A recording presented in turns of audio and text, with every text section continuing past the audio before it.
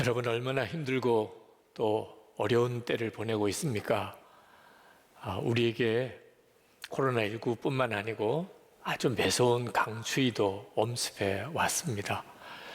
그러나 우리에게 지금 부딪혀 있는 여러 가지 어려움보다도 더 분명한 실제가 되시는 하나님, 그 하나님께서 오늘 예배하는 여러분의 마음에 위로와 평강을 주시기를 축복합니다. 하나님은 우리가 어떤 문제 앞에서 염려하고 두려워하고 근심하는 것을 기뻐하지 않으십니다. 그래서 성경을 읽어보면 항상 두려워하지 말라, 염려하지 마라, 그리고 근심하지 마라 하고 말씀하십니다. 그러나 우리가 모든 근심이 없이 사는 것을 하나님이 원하시는 것은 아닙니다. 하나님이 기뻐하시는 근심이 있습니다. 그 하나님이 기뻐하시는 근심은 반드시 해야 합니다. 사도 바울이 고린도 교회를 개척하고 고린도 교회를 세웠는데, 그러나 고린도 교회는 사도 바울에게 늘 아픔이 되었습니다.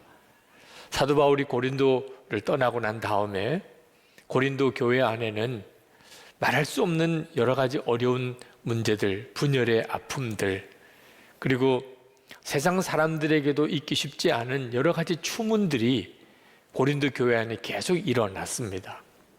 심지어는 사도 바울을 거짓 사도라고 비난하는 일들까지 고린도 교회 안에 일어났습니다.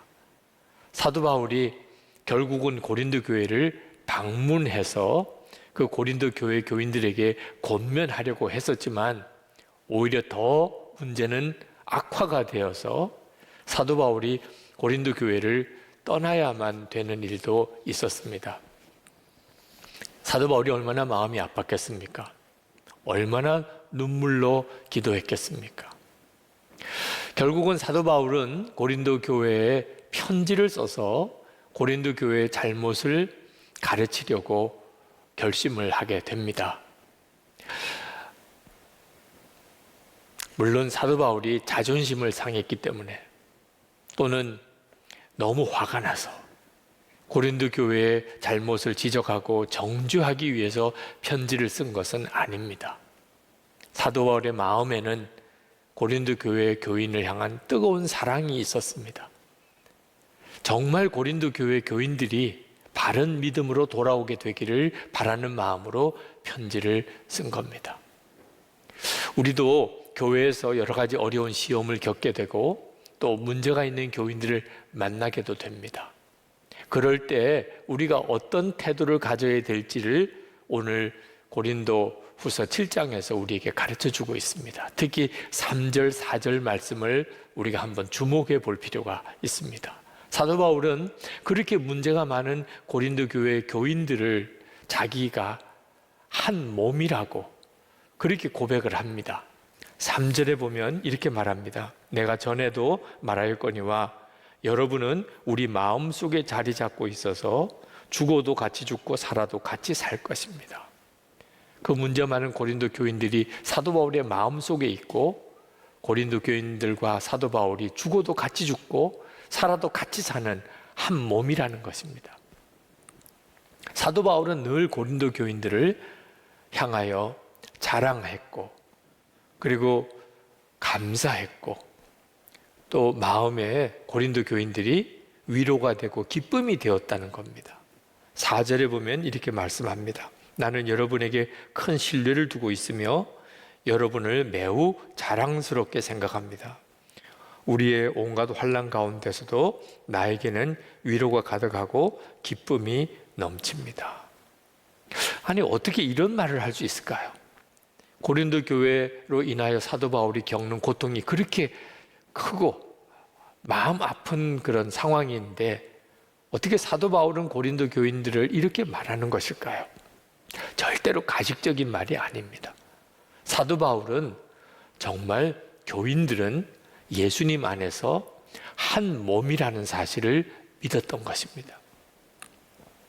그러므로 교인들 중에 누가 잘한 일이 있다면 온 교인들이 다 잘한 것이고, 교인들 중에 누가 잘못한 일이 있다면 온 교인들이 다 잘못한 것이라는 것입니다.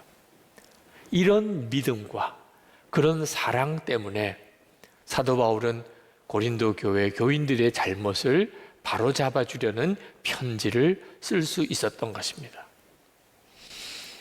그렇지만 고린도 교인들이 어떻게 그 말을 받아들일지는 사도 바울도 자신이 없었습니다. 실제로 찾아가기도 했었는데 오히려 더 큰 어려움만 겪었던 거죠. 자, 편지를 보냈을 때 고린도 교인들이 받을까? 아니면 더 마음이 굳어져 버릴까? 그래서 사도 바울이 편지를 쓰고는 후회하는 마음도 잠시 가졌었노라, 그렇게 고백을 했습니다. 그런데 그 편지를 가져갔던 디도가 돌아와서 너무나 놀라운 소식을 전해 주었습니다. 고린도 교회 교인들이 7절 말씀에 보면 사도 바울을 정말 그리워하고 있고 사도 바울에게 잘못한 일을 뉘우치고 사도 바울을 열렬히 변호한다는 말을 전해준 겁니다. 사도 바울이 그 말을 들었을 때 얼마나 감격스러웠겠습니까? 아마 틀림없이 무릎을 꿇고 하나님께 눈물로 기도하며 감사하며 찬양했을 겁니다. 아니, 제가 이 말씀을 묵상할 때 저에게도 눈물이 났을 정도니까. 고린도 교회 안에 회개의 부흥이 일어나게 된 겁니다. 9절 말씀처럼 이것은 하나님이 기뻐하시는 근심, 아픔이었습니다. 세상 근심은 우리를 죽게 만듭니다. 그래서 하나님이 하지 말라고 하는 것입니다. 그러나 하나님이 기뻐하시는 근심은 우리를 회개하게 만들고 그리고 우리에게 구원을 이루게 해줍니다. 특히 우리가 주목할 것은 이것이 한두 사람의 회개가 아니었고 고린도 교회 공동체 전체의 회개였다는 것입니다. 도대체 부흥이 일어나면 어떤 일이 일어나는 것일까?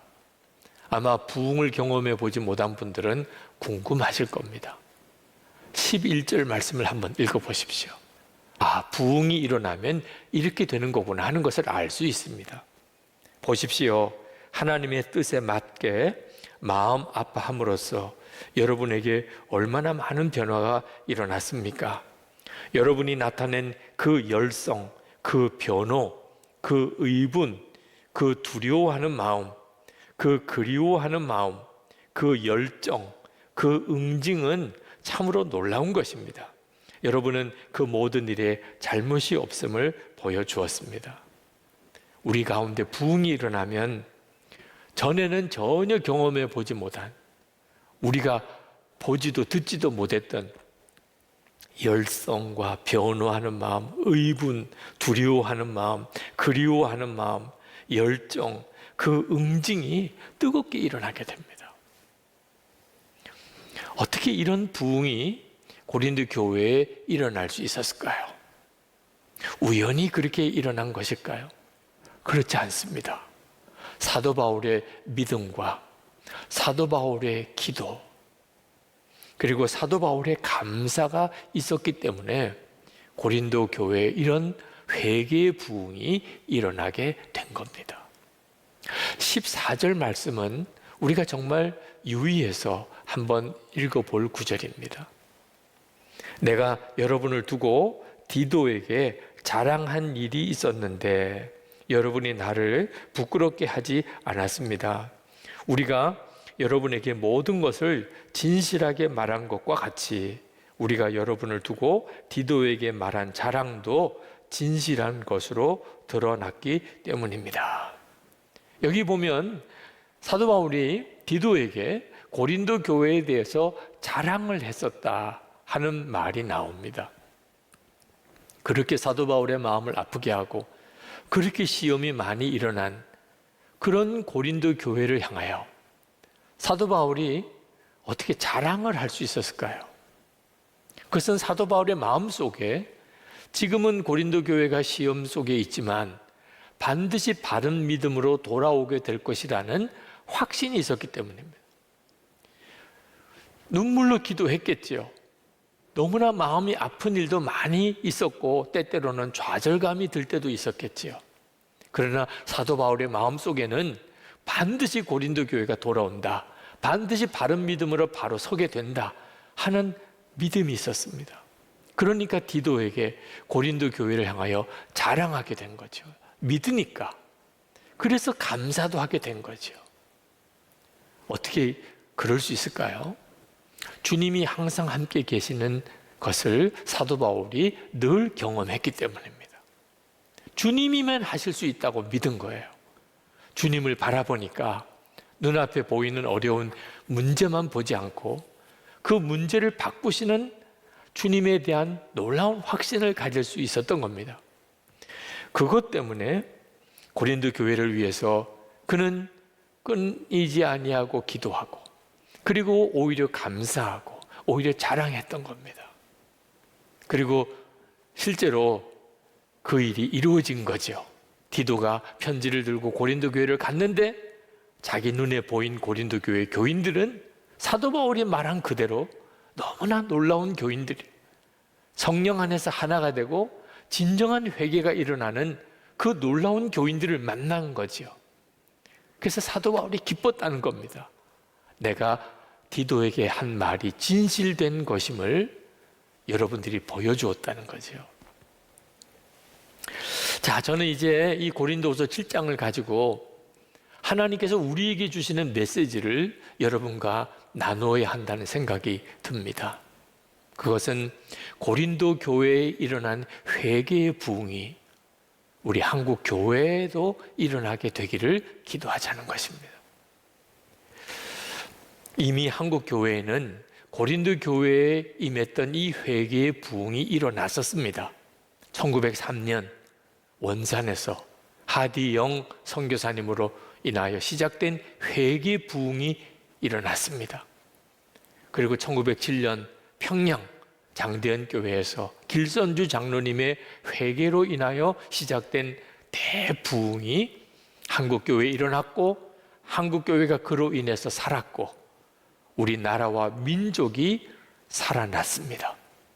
그런 일이 한국 교회에 있었는데 그 부흥이 다시 한국 교회에 일어나기를 기도하자는 것입니다. 저는 반드시 그 일이 일어날 것을 믿습니다. 왜냐하면 주님께서 계속해서 그 마음을 부어주시기 때문입니다. 한국 교회를 위해서 기도하면 하나님은 계속해서 이 땅에 새 부흥이 일어나기를 기도할 마음을 계속 주십니다. 코로나19를 위해서 전 세계 열방을 위해서 기도할 때 하나님이 이 코로나19 때문에 전 세계에 교회의 새로운 갱신이, 영적 대각성이 일어나게 될 것에 대한 기도를 시키십니다. 그 말은 하나님이 그런 계획을 가지고 계시다는 증거가 아니겠습니까? 여러분, 한국 교회를 위해서 기도하되 사도 바울이 고린도 교회를 위해서 기도했던 것처럼 그렇게 기도해야 됩니다. 한국 교회에 지금 문제가 많습니다.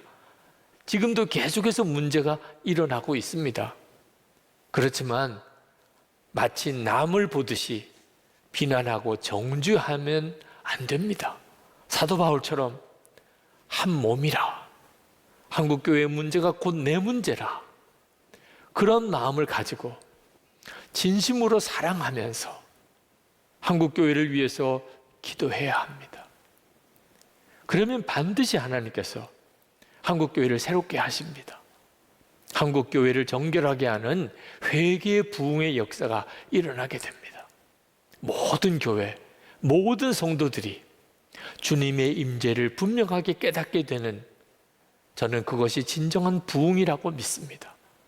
주님이 함께 계시는 것이 믿어지게 될 때 모든 게 달라지게 됩니다. 이런 일이 우리가 기도하는 가족들에게 일어나고 우리가 기도하는 이웃들에게 일어나게 되기를 우리가 정말 기도해야 되고, 또 하나님은 그 일을 이루시게 될 것이라고 믿습니다. 한국교회에 정말 회개의 부흥이 일어나게 될까요? 저는 확신합니다. 왜냐하면 우리 안에 이미 회개의 부흥의 불씨가 있기 때문에 그렇습니다. 저에게도 여러분에게도 이미 한국교회 전체를 뜨겁게 불태울 수 있는, 정말 불이 임하는 그런 부흥의 불씨가 우리에게 있습니다. 성령의 근심입니다. 에베소서 4장 30절, 하나님의 성령을 근심하게 하지 마라. 그 안에서 너희가 구원의 날까지 인치심을 받았느니라. 여러분은 성령의 근심을 느끼지 않으십니까? 이렇게 살면 안 되는데, 더 이상 이런 일은 내가 이제는 그쳐야 하는데, 이제는 진짜 돌이켜야 될 때인데, 여러분은 여러분의 마음속에서 성령께서 계속해서 근심하시는 일을 경험하고 있지 않습니까? 다 경험하실 겁니다. 여러분이 정말 예수님을 믿은 구원받은 사람이라면 성령의 근심이 없는 사람은 없을 겁니다. 이 성령의 근심이 한국교회 회개 부흥의 불씨인 것입니다. 저에게도 그 불씨가 있고 여러분 안에도 그 불씨가 있습니다. 문제는 우리가 성령의 근심을 얼마나 마음 아픈 그런 고통으로 느끼느냐, 아니면 무시하고 사느냐 하는 것이 문제입니다. 제가 군목 훈련을 받다가 다리가 부러지는 중상을 입고 그리고 회심을 체험했을 때입니다. 그때 제 안에 아주 통렬한 회개가 임했습니다. 그것은 제가 실제로 하나님을 믿지 않고 있다 하는 것에 대한 깨달음이었습니다. 저는 그 전에도 이미 그런 상태였습니다. 겉으로는 사람들이 칭찬하는 그런 목사인지 모르지만 제 마음속에는 하나님을 정말 믿지 못하는 불신이 있었습니다. 그러나 그전에는 그것 때문에 그렇게 애통한 적이 없었습니다. 그런데 그날 저는 완전히 다른 사람처럼 제가 하나님을 진짜 믿고 있지 않았던 것에 대해서 말할 수 없는 애통함을 가지게 되었습니다. 그리고 밤을 새면서 울었습니다. 그것이 저에게 임한 부흥이지요. 성령께서 역사하시면 누구나 다 자기 안에 있던 죄에 대한 말할 수 없는 애통함을 느끼게 됩니다. 성령의 근심이 견딜 수 없는 마음 아픈 고통이 되는 거죠. 저는 그 이후로 정말 모든 것이 달라졌다고 해도 과언이 아닙니다. 그리고 수시로 그런 걷잡을 수 없는 애통함을 경험하고 또 경험해 왔습니다. 며칠 전에 정의 사건 때문에 정말 가슴이 찢어지는 것 같은 그런 애통하는 눈물의 회개도 했었습니다. 여러분, 이 일은 저에게만 경험되는 게 아닙니다. 예수 믿는 모든 성도들이 다 경험하는 일입니다. 문제는 우리 자신의 문제로만 애통하지 말고 우리 모두가 다 함께, 한국교회가 다 함께 이런 회개의 역사로 하나님 앞에 나아갈 수 있어야 한다는 것입니다. 이것이 지금 우리에게 필요한 것입니다. 예수 동행 운동을 하는 것도 그 까닭입니다. 감리교 온앤원 집회를 섬기는 일도 그 까닭입니다. 지금 우리에게 필요한 것은 한 사람 한 사람에게 있는 회개도 필요하지만 교회 공동체 전체가 회개하는 고린도 교회에 일어났던 이 회개의 부흥이 우리에게 일어나야 하는 것입니다. 지금 현재 우리는 코로나19로 인해서 많은 어려움을 겪고 있지만 우리의 진정한 문제는 코로나19가 아닙니다. 우리 속에 있는 욕심, 탐심, 이기심, 거짓, 교만, 음란함, 그리고 서로 분쟁하고 다투는 마음이 코로나19보다 훨씬 무서운 죄입니다. 문제는 그것을 깨닫느냐 하는 것입니다. 예수 믿는 우리들에게는 그런 죄보다도 더 무섭고 심각한 죄가 있습니다. 그것은 사랑이 없는 죄입니다. 우리가 마지막 주님 앞에 섰을 때 내게는 사랑이 없다. 여러분, 이런 판정을 받는다고 생각하시면 이게 정말 얼마나 무서운 일인지 모릅니다. 성령께서 계속 우리에게 깨우쳐 주시고 있는 것입니다. 한 번은 인도에서 사역하시던 조동욱 선교사님, 지금은 추방을 당하고 네팔에서 인도를 위해서 중부하고 계신데, 그분이 보낸 기도 요청 메일을 받았습니다. 그분은 이렇게 썼습니다. 저를 위해서 기도 좀 많이 해주시기 바랍니다. 특별히 모든 사람을 더욱 깊이 사랑할 수 있도록 기도해 주시기 바랍니다. 제가 아직도 철이 덜 든 것 같습니다. 제가 사역하는 이곳에는 어려운 일, 힘겨운 상황이 많이 생깁니다. 그런 일들 뒤에는 덫에 걸려 나무에 매달린 짐승을 잡아먹지 못해 안달하며 나무 밑을 어슬렁거리는 큰 짐승처럼 저를 괴롭히는 사람들이 많습니다. 제가 저들을 미워하지 않는 정도의 믿음은 얻었습니다. 감사하지요. 제게는 저들을 미워할 시간도 없을 뿐더러 그럴 마음이 생기지도 않습니다. 오히려 저들을 긍휼히 여기고 격려하고자 하는 마음이 앞섭니다. 그러나 더 너그럽게, 더 다정하게, 더 부드럽게 저들을 품어주고 격려해 주지 못하는 저를 발견하게 됩니다. 저를 더욱 안타깝게 하는 것은 저들의 나를 향한 이유 없이 미워하는 마음에 감동을 안겨 저들이 미움의 줄을 스스로 풀어놓을 정도로 나의 사랑이 큰 위력을 가지지 못하다는 사실이 안타까울 뿐입니다. 정말 큰 사랑, 아무나 아무 것이나 녹여내릴 수 있는 농익은 사랑을 가질 수 있도록 기도를 부탁드립니다. 제가 참 마음이 괴롭습니다. 제가 조동욱 선교사님의 이 메일을 읽으면서 너무너무 마음이 무너졌습니다. 도대체 우리 한국 교회에 이 선교사님에게 사랑을 더 주시기를 기도할 수 있는 자격이 있는 그리스도인이 몇 사람이나 되겠느냐 하는 것입니다. 여러분, 우리가 진짜 마음 아프게 기도해야 될 제목이 있습니다. 세상 먹고 입고 사는 것 때문에는 근심하지 말아야 하지만 지금 우리 안에는 심각한 문제, 우리가 주님 앞에 설 때를 생각하면 정말 두려운 문제들이 있습니다. 여러분, 지금 여러분 안에는 예수님을 진짜 인격적으로 만나고 싶은 마음 때문에 정말 죽을 각오를 하고 하나님께 매달리는 안타까움이 있습니까?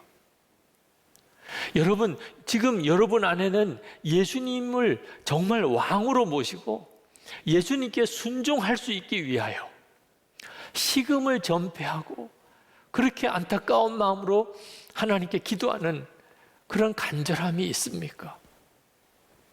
그렇지 못하다면 이건 정말 성령을 너무너무 근심하게 하는 것입니다. 여러분, 절대로 작은 죄가 있다고 생각하면 안 됩니다. 선악과는 얼마나 작은 죄입니까? 하나님이 따먹지 말라고 한 그 선악과를 따먹은 것. 아니, 여러분, 지금 우리에게 얼마나 많은 죄들이 있습니까? 그런데 따먹지 말라고 한 선악과 따먹은 거 하나가 온 인류가 죄를 뒤집어 쓰는 그런 죄라고 상상이 되십니까? 그런데 그 선악과 따먹은 죄가 무서운 게 뭡니까? 하나님이 하지 말라고 한 것을 했다는 것. 그렇다면 지금 우리가 하나님 앞에 얼마나 안타깝게 애통하며 기도할 문제들이 많이 있습니까? 우리가 진짜 우리 안에 역사하는 성령의 근심을 심각하게 생각하기 시작한다면 저는 반드시 우리 한국 교회의 회개의 부흥이 불붙기 시작할 거라고 확신합니다. 가정 안에, 우리가 섬기는 교회, 한국 교회 전체, 고린도 교회처럼 진정한 회개의 부흥이 일어나게 됩니다. 그러면 우리가 진짜 하나님의 뜻대로 근심하게 된다면 그러면 모든 풍파 다 잔잔해지게 됩니다. 모든 시험은 다 떠나게 됩니다. 모든 불안은 다 사라지게 될 것입니다. 그리고 우리 주변에 있는 사람들이 예수 믿는 우리를 통하여, 우리 한국 교회를 통하여 다 기뻐하는 역사가 일어나게 될 것입니다. 그 일을 위해서 우리 같이 기도합시다. 그리고 성령의 근심에 우리가 합당한 반응을 보이십시다. 하나님, 나에게 더 말씀해 주세요. 주님, 제가 정말 고쳐야 될 것, 즉시 바꿔야 될 것들 무엇인지, 주님이 아파하고 주님이 정말 안타까워하는 것이 내게도 그렇게 느껴지게 해주세요.